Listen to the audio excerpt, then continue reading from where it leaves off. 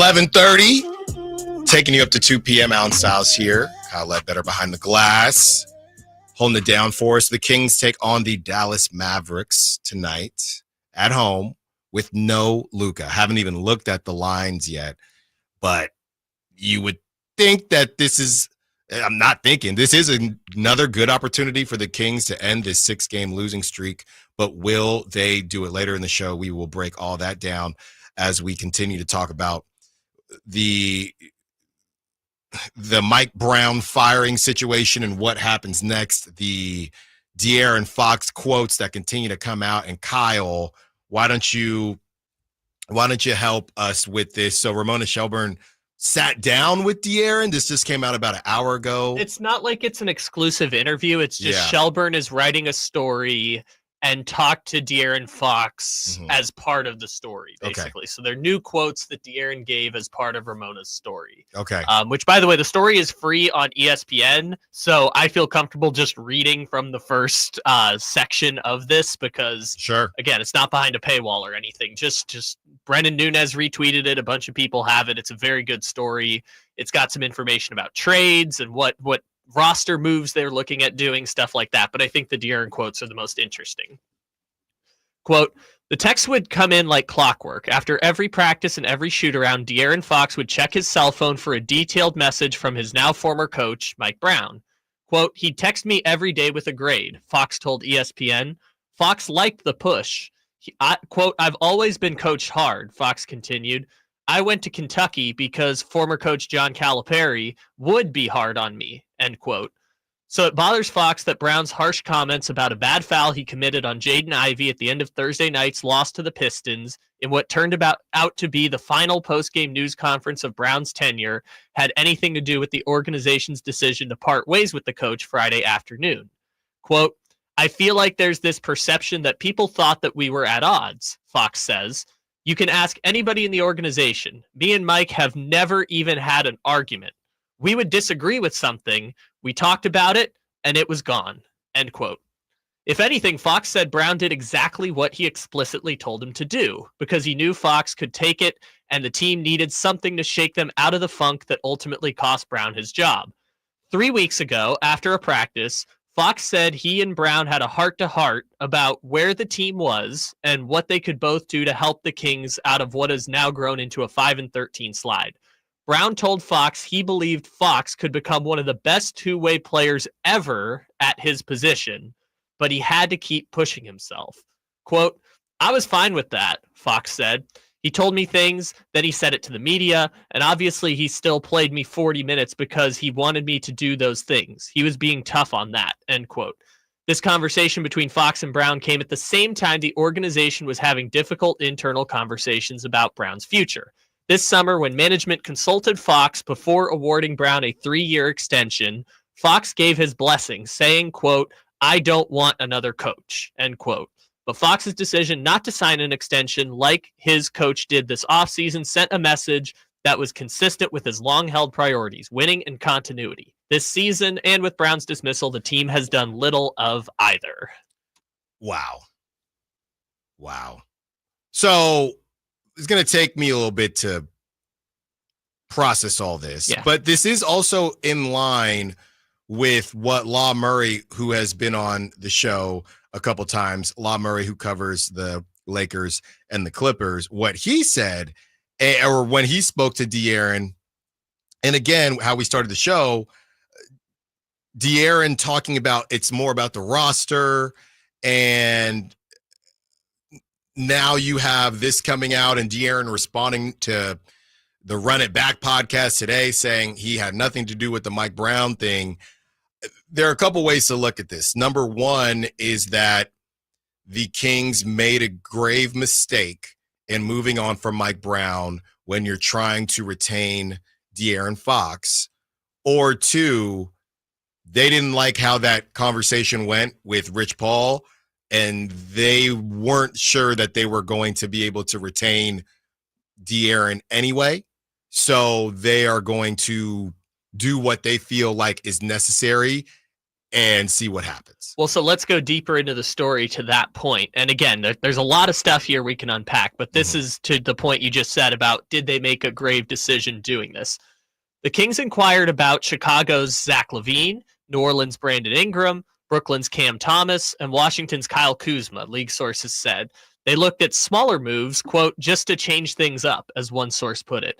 They even asked Brown if there were moves to make with the roster or the staff that might help, sources said. Quote, nobody wanted to fire Mike, one Kings source said. He's a good coach. People here really care about him. Until the very last moment, we were trying to make it work. Well, we don't know who that's come from. No, it's a Kings source. You can assume it's someone probably in the locker room daily. Not going to speculate what role or what title, right. But again, Kings sources saying that they targeted guys, big guys like LaVine and Ingram and Cam Thomas and Kyle Kuzma, smaller moves, asked for Mike's opinion, and then the quote, nobody wanted to fire Mike. But then that goes back to what are you willing to do to keep Mike? Because the roster wasn't good enough. You're shopping these pieces. Zach LaVine was too expensive. Some of these other guys that you could make a move for, you're going to have to pay. Right now, whatever the market says they're worth, that's where we're at. And they haven't wanted to pay those prices, and they haven't made a move. So you could want to keep Mike, but it's clear that you don't want to keep him enough to give him better pieces to work with. And maybe they could say, well, if they had one more, then we'd be more willing to part with some things. Yeah, then you could say, well, we don't need to make a move because they're winning more.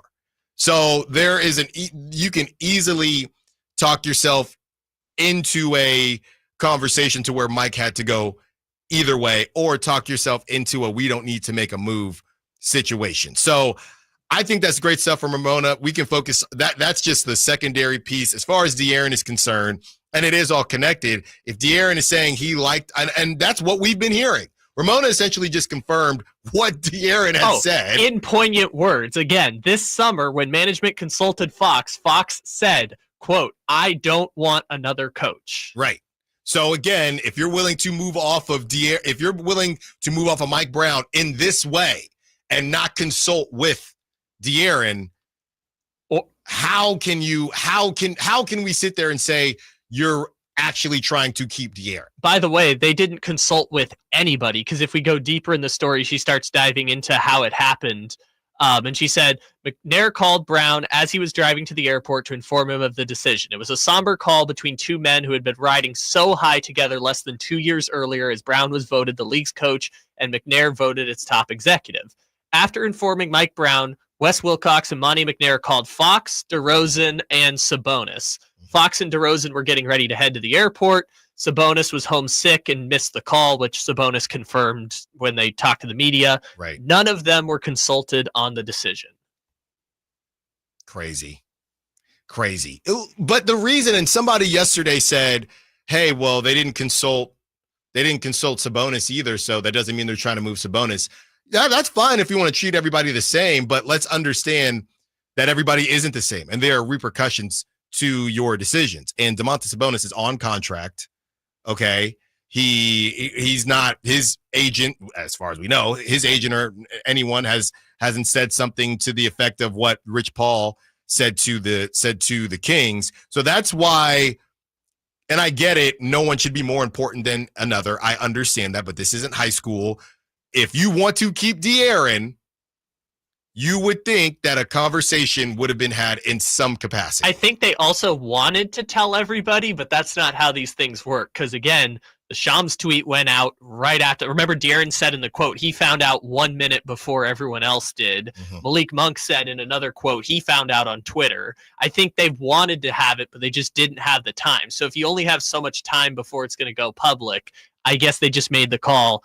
We got to tell Fox, we got to tell DeRozan, we got to tell Domas, and then we'll figure out. And Domas, they didn't even get through to because he was sick.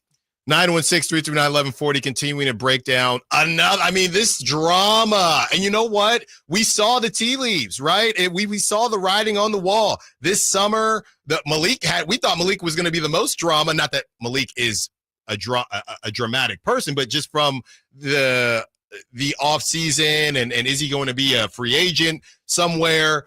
The Mike Brown situation and a Fox situation, this thing just, we knew it was not going in the right direction, and it just continued to get worse and continues to get worse. 916-339-1140. Let's go to Marcus. Johnny, we see you, but we're going to get to Marcus first. What's up, Marcus? What you got for us? Hey, how you doing today? Good. Yeah, so, I mean, I think as a Kings fan, I've been a Kings fan since I was 5 or 6 years old. We've been in this, we went through a really great stage, obviously. But since then, we've kind of been in a purgatory since, the Doug Christie, Jason Williams, Chris Webber era, Mike Bibby. Mm-hmm. I proposed something that I think is probably unique and maybe you never heard, but, the Green Bay Packers are a nonprofit organization. And, if we could start a push now, maybe 15 years from now, we could have some sort of autonomy over the organization. We have so many people that love the Kings, but it seems like, we have, maybe one person or two people making very random decisions that impact, us as Kings fans who are very passionate and love our team. It's a far fetch. It's a wish on a North Star, but mm-hmm. I think that if something like this were to work, having a town and a city like Sacramento and a support of the Kings, I think it would work in a city like ours. So I push for that, and because I think we can't really believe in people who are going to come in here and own the team for whatever purposes and make whatever decisions they're choosing to make.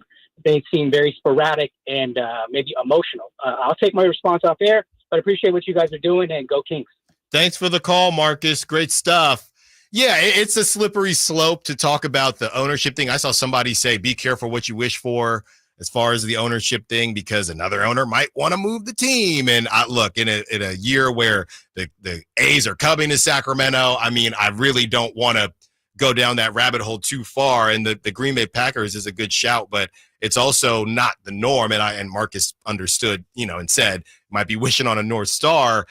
It's tough. It's really tough. As far as what Vivek has done, everybody understands and everybody appreciates what he has done as far as keeping the Kings here in Sacramento, and everyone will be forever grateful for that. I would say this, very similar to commissioners. How many fans love their owners, though, right? Or the owners of their team, I should say. How many fans do love the owners of their team? I think there's more fans that don't like them than do. So I would just keep that in mind in general. And I know that's why Marcus was saying, hey, why don't we go into a situation where just the Sacramento in general, kind of like the Green Bay Packers thing, probably not going to happen, to Marcus's point. But yeah, I just think ultimately things go bad. People dislike the owner. When it comes to going into the luxury tax, things like that, you got to win games. If this was your business, would you want to pay more for a product you thought could be performing better? That's the tough part. The phone lines are still